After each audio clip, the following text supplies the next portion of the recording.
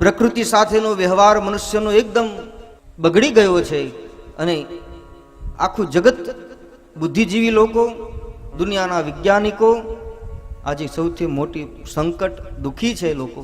કારણ કે આજે વાતાવરણ બગડતું જાય, પ્રદૂષણ વધતું જાય, વૃક્ષો કપાતા જાય.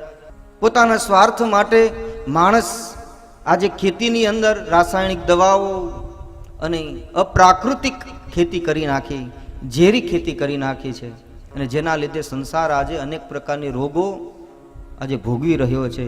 અને વિજ્ઞાન એમ કહે કે આમનામ જો ચાલતું રહ્યું તો થોડા વર્ષો પછી ઘરે ઘરે કેન્સરના પેશન્ટ હશે, એવી હાલત છે આજે.